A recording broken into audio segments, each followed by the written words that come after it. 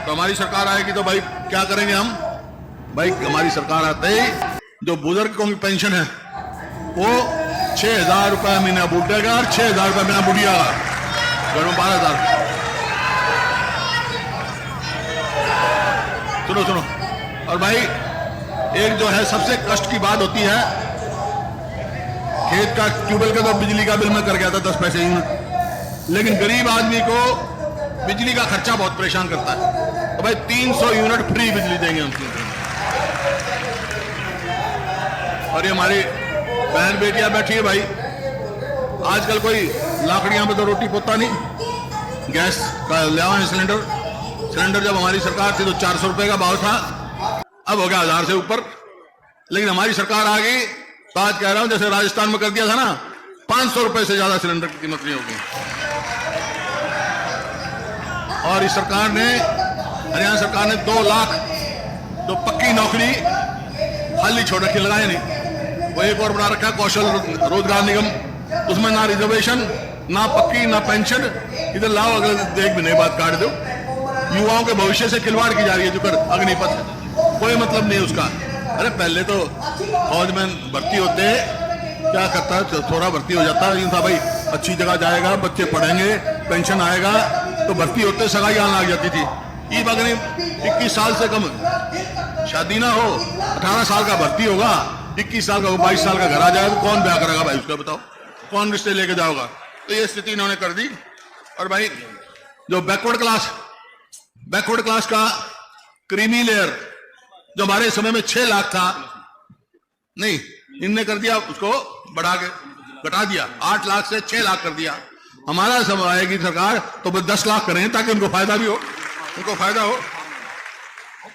और जो ये एक बात कह रहा हूं, आपको याद होगा जब मैं 2005 में मेरे को मौका दिया आपने, तो उस टाइम यही हालात थे कानून व्यवस्था की, अपराध की। उस टाइम मैंने कहा था कि भाई या तो मुख्य धारा में आ जाओ अपराधी, नहीं हरियाणा छोड़ जाओ, छोड़ के थे। आज क्या जा रहा हूं वहां बहन की भूमि पर, अगर हमारी सरकार बन गई तो गुंडों को हरियाणा में नहीं रहने देंगे, हमको बाहर करेंगे।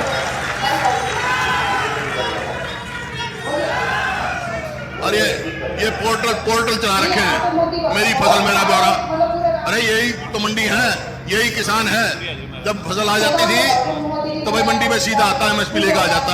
ये बाट दिखाएगा कब नंबर आओगा, पोर्टल में नंबर आओगा। ये सब बेकार के पोर्टलों का हम खत्म करेंगे। किसान की कहते दुगनी आमदनी करेंगे, आमदनी का दुगनी करी, लागत कर दी। क्या भाव डीजल का था उस टाइम, क्या भाव खाद का था, क्या भाव आज कीटनाशक दवाइयों का है, लागत तो दुगनी कर दी, आमदनी कहां से दुगनी होगी? तो ये है भाई।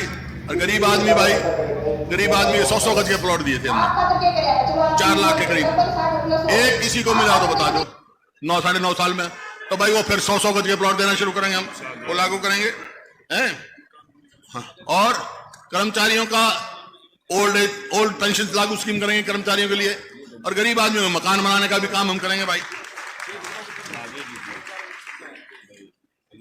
और जो पीले कार्ड हैं इनका भी तमाशा कर रखा है इन्होंने, हर गरीब आदमी का पीला कार्ड बनवाओगे, हर आदमी जो ताकि सबको बड़ा लाभ हो। ये क्या इन्होंने तमाशा कर रखा है।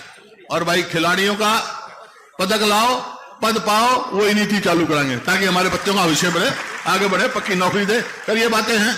लेकिन अब करूंगा मैं अपनी और आपकी बहन की बात।